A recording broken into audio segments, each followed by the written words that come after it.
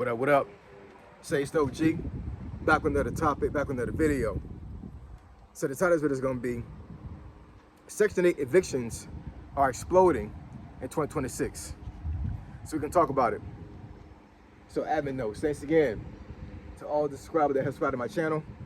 I endeavor keep pushing the videos out to give you leverage to make it sales. Also, it is the month of August, so this is the Raw Content Challenge month. We're almost through, y'all. It is August 17th of 2026 as the recording this video, and we're almost through with this challenge. So I appreciate you guys joining the challenge. I appreciate you guys pushing. Let's finish strong. And I'm telling you right now, you should see a difference in your analytics by the time this month is over, man. Raw Content Challenge, let's get it. Let's get into it. So, Section 8 evictions are exploding in Virginia in 2026. So, I don't know how the other states are going right now when it comes to their stuff, when it comes to Section 8, but I'm from Virginia, born and raised in Virginia. Outside of the times that I was outside of Virginia when it came to being in the Army and I was overseas, I was stationed in other states or whatever, I spent most of my life in Virginia, right? And I said before in another video that I spent most of my childhood, actually all of my childhood for the most part to a certain degree, and a small portion of my adulthood before I joined the Army under some type of Section 8, whether it be welfare, food stamps, whatever the case, right?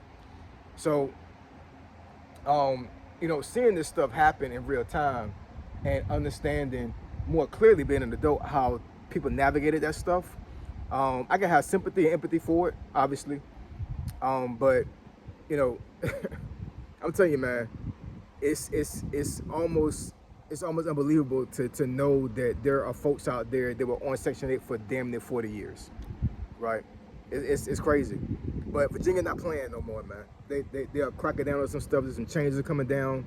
And one of the things that I read was, so of course, during the pandemic, there were things put in place so landlords couldn't evict folks, right? And I'm pretty sure that actually trickled down to Section 8 folks. Mainly them, honestly, you know what I'm saying? Because they're very protected. But the stat that I read a while back was that the eviction rate pre-pandemic has risen 90% post-pandemic.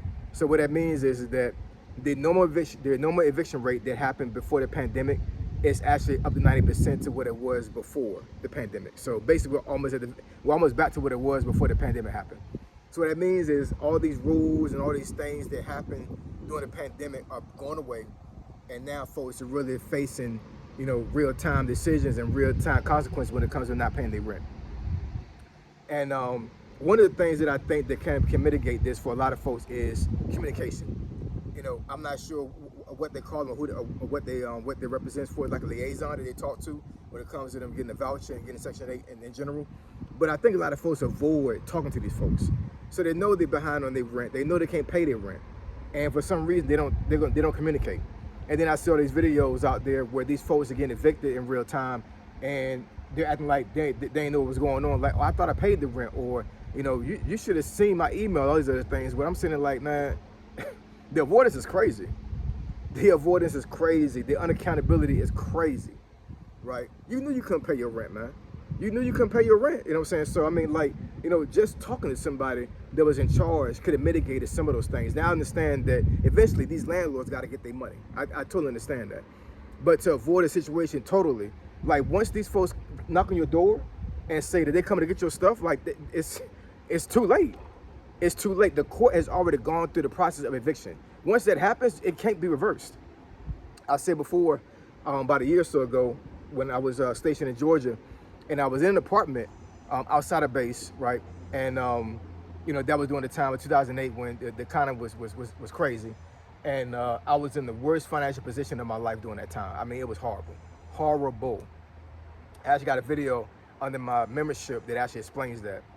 But so out of 3 years of me being stationed in Georgia, and I'm being transparent here, I had 6 eviction notices put on my door within 3 years. So what that meant was that by the time the sheriff came to my door and put the eviction notice on my door, that means the apartment complex already had submitted something to the court, and basically I had to go to court, right, and either pay the rent or basically just accept being evicted. So every single time that happened, I had to literally go to court and basically, get some type of extension, or eventually I just came up with the rent and actually paid the rent office, which I did, thank God. You know what I'm saying? So I never got evicted, but 6 times in 3 years, man, that's a lot. That's a lot. You know what I'm saying? And it messed my renter's credit up, which I know some folks don't understand. But if you're in a situation to where you're getting all these eviction notices, but you actually eventually pay your rent and you don't get evicted, eventually down the road, once you leave that apartment, try to go to another one, nobody's going to let you go into the apartment unless you get like a cosigner, because your renter's credit is all jacked up, right? But going back towards Section 8, so like I said, some of the things were put in place to protect folks are removed, right? Because we're post-pandemic now. And then also, they also said that I guess there've been some rules put in place in certain cities of Virginia, where basically the landlord has more leverage when it comes to actually putting folks out under Section 8. But there was a rule put down that I saw that actually helps out Section 8 folks as of July 2026. So I forget what it was called, but basically, I guess there's like a 5-day rule when it comes to when the landlord can report, or to tell the court that somebody hasn't paid their rent. It's gone from 5 days to 14 days now. So now the landlord has to wait 14 days before they file something when it comes to actually trying to force you folks to pay their rent. So that gives the folks in Section 8 a little bit more leverage when it comes to them coming up with something to pay their rent. But you gotta understand, man. And I know some folks don't understand how Section 8 is, but Section 8 basically it pays a portion of your rent. And there's folks out there, I'm telling you right now, man, this is no BS. This is no BS. This is real talk. You got folks out there that their financial position is so crazy that they rent is $1,500, but they're paying $10 for rent. And there's some folks that have been evicted from not paying $10 in rent. How is that possible? I could probably walk around the city and pick up some coins to equal $10 within a month. It really came down to it. How the hell you got $1,500 rent and you only got to pay $10 because of Section 8, and you still got your ass evicted? You still lost your home. This is the reason why folks are cracking down to this stuff, man, because a lot of these folks in Section 8, man, they are abusing the system. They're abusing the system, and guess what? Virginia not playing no more, man. I don't know about the other states, man, but Virginia, they're not playing, man. Virginia is a Commonwealth state, so you're already getting taxed to the T. You know what I'm saying? So, with this being a Commonwealth state, man, I'm telling you, it's not a good look for you not to pay your Section 8 rent, because your ass is gonna get up out of here. I'm just saying, man, for real. They're not playing it. They're not playing at all. They're not playing at all anymore. They're not. The finesse is over. The finesse is over, man. So, how do you mitigate that? You know what I'm saying? Well, first and foremost, you need to get out of this trap mind state, you know what I'm saying, where it's like you got to have Section 8 to survive. You don't. You don't need Section 8 to survive, man. You know what I'm saying? Now, I do understand some folks going to get up here on this video and say that, disabled folks, veterans, are going to be hurt by these new rules to a certain degree. And I'd agree with that, you know what I'm saying, because there are a lot of folks out there that legitimately need Section 8 because they're disabled, they can't work. You've got some veterans out there that are homeless, that they have provision put in place where Section 8 actually will help them out, right? So I totally understand that, you know what I'm saying, but that's using common sense, you know what I'm saying? When you come up in the comments and you actually say something in the comments that's obvious, it's like your point is mute, you know what I'm saying? Yeah, I understand that. I'm going off of what stats are saying. I'm going off of my personal experience and what I've seen other folks go through. You know what I'm saying? But I'm not an idiot to understand that Section 8 is needed for disabled folks. Because I saw somebody put a comment in there about that. I'm like, who the hell don't know that? I understand it. You know what I'm saying? You almost talking, just be talking.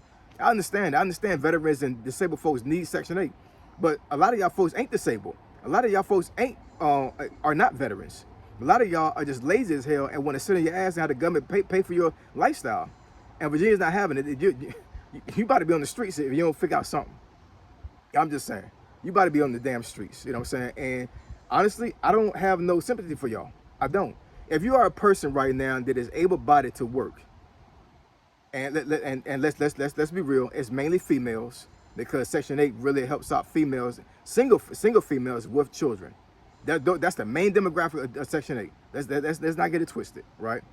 So you are a single mother with a whole bunch of kids that you probably shouldn't have a whole bunch of kids in the first place, because now you're causing strife for yourself and for your kids that didn't ask to be here, right? And you got taxpayers paying for your kids and for you, right? And you didn't make no provision, you didn't make no effort to better yourself, to get yourself out of Section 8 and actually make a better life for your kids. I don't got no sympathy for you, man. You know what I'm saying? I don't. You know what I'm saying? Call your baby daddy and help and tell him to pay his damn child support and take care of his kids. And you get your ass out there and get a job. How about that?